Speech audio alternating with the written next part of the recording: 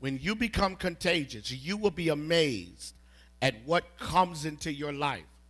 Now, as a single, oftentimes as singles, the ultimate goal is marriage for far too many without being perfected personally. And so people do whatever to get married, only to want to be unmarried when they've discovered that a half a person marrying a quarter of a person still doesn't make you a whole person. Okay? So the goal is you need to be whole before you're connected. Because a whole person is extraordinary. All right? So as a single, what is the evidence your life is infectious? Okay? Or can become infectious. Obvious confidence in who God is making you to be. Okay? Obvious confidence. Now again, I'm more of a spontaneous person in terms of when I come into these settings. Immediately the Spirit began to show me something about confidence. Everyone write down 2 words with confidence. The first word is trusting. Is that when you become a person who walks in confidence, all of a sudden you become a person who is trusting. Now watch this. Your confidence is not in people. It's in God, but it's reflected through relationships with people. So now God begins to trust you and you become trusting. Question, who has trust issues in here? Let me see your hands. All right, that's important to note. Here's why. Because anything God does from this moment on, he's got to get you past being suspicious. Because some stuff is going to look suspicious, but it's going to be God. And if you're not able to discern God, even in stuff that other folks see as suspicious, you're going to take other people's opinion and lose out on what God has for you. I know some of you are going, but Pastor, come on now, really? Yes. Some stuff is not, listen, for where God wants to take you next, some stuff ain't going to look like what it's looked like before. He's going to actually do some stuff that has never been done before in your life. So if you're trying to, watch this, base everything on what you've seen, you're going to miss everything. That's fine. God's trying to make you confident in who he's making you to be. So one is trusting. The second word is transformational or transform.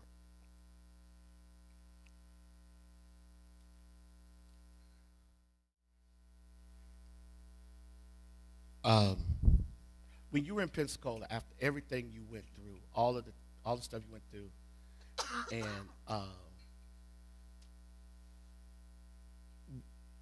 what was your state of mind after all that training, all that stuff you went through, that all the exposure you had to be brought into that 5-year window? What was your state of mind? What were the conversations? I know, I'm like I'm setting you up for something. But no. But what was your state of mind? My state of mind was, after all the impartation, after all the blessings, after all God had invested in me, I felt lost. I felt left in a desert. There you go. Wow. It took time for me to realize that that was also part of my journey. What I learned in that desert was how to survive, how to teach others how to survive, and that God had not forgotten about me, and that there was part of a testimony, and that there, after the wilderness, was a promised land.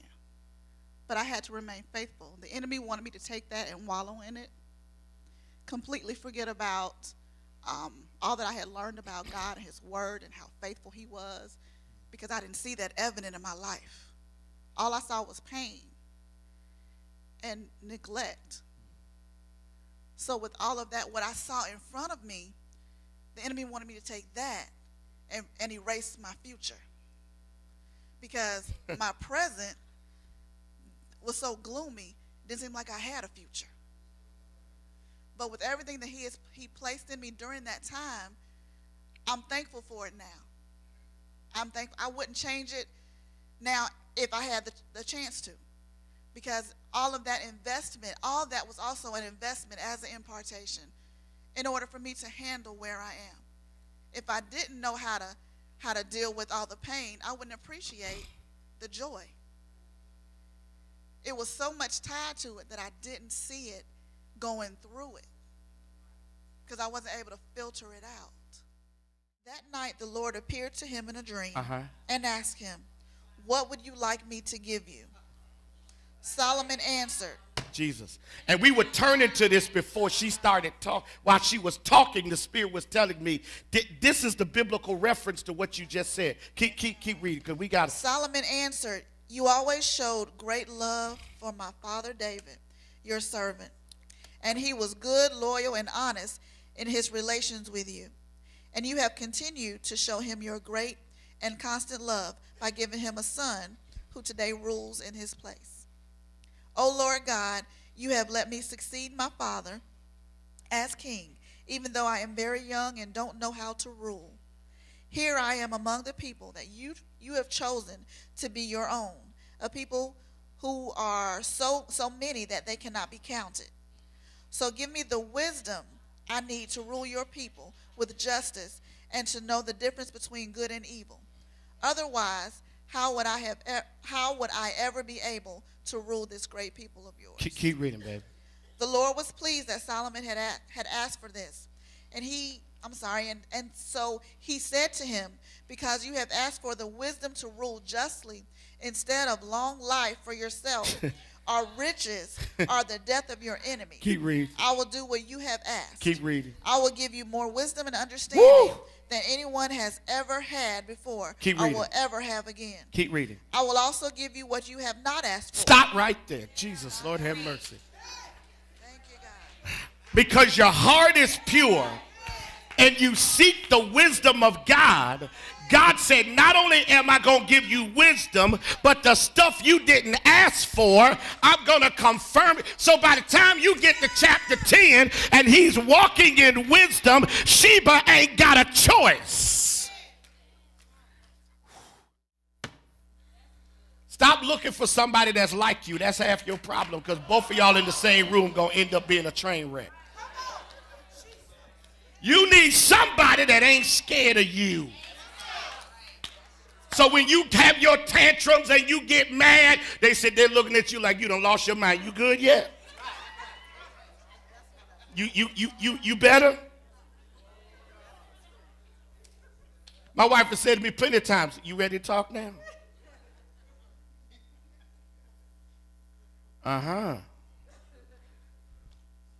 Okay, that's good. That is good. You gotta start. You got to start seeking God for direction. So you gotta change how you've been handling stuff. But here's the third thing.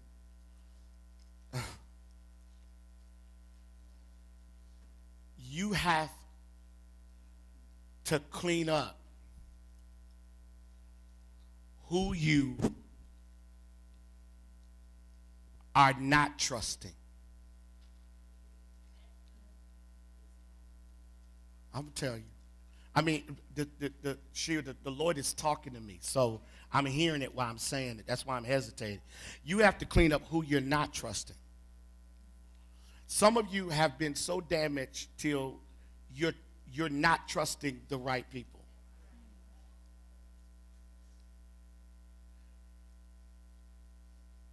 And because you're not trusting the right people, you're pushing away the people God has ordained. Because you're grouping them with the folk he hasn't.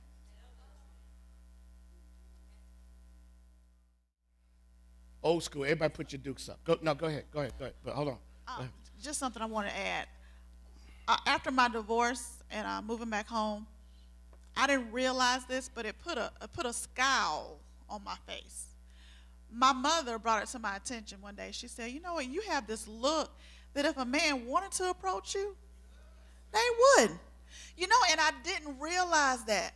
But it was a trust issue. It was something I had, you know what, I've been hurt so badly till I'm just going to rear my children. I'm moving on with my life. But if I'm shutting everybody out, if anybody's trying to bless me, I can't receive it. Anybody. No relationship. I didn't accept any new relationships. I didn't trust anybody. And look what I would have missed out on.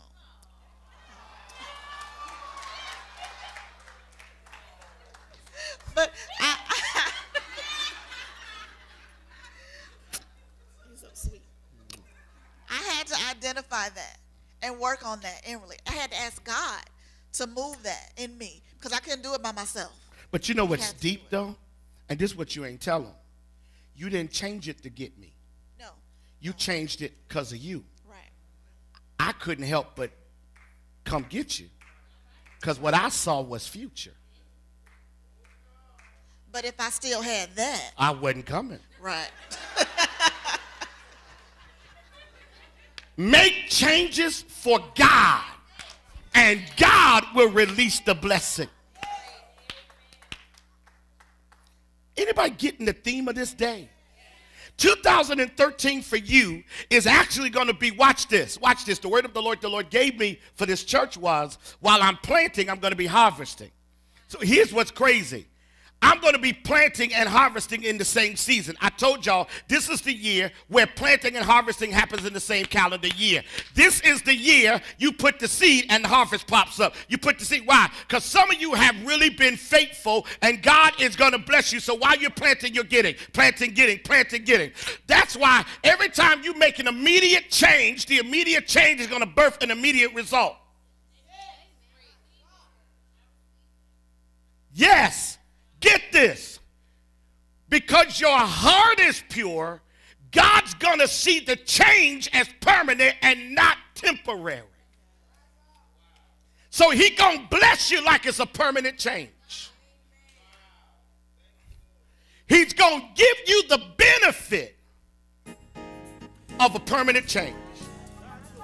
I need to find that and preach that. You're going to get the, man, y'all ain't got that one? You're going to get the benefit of a permanent change.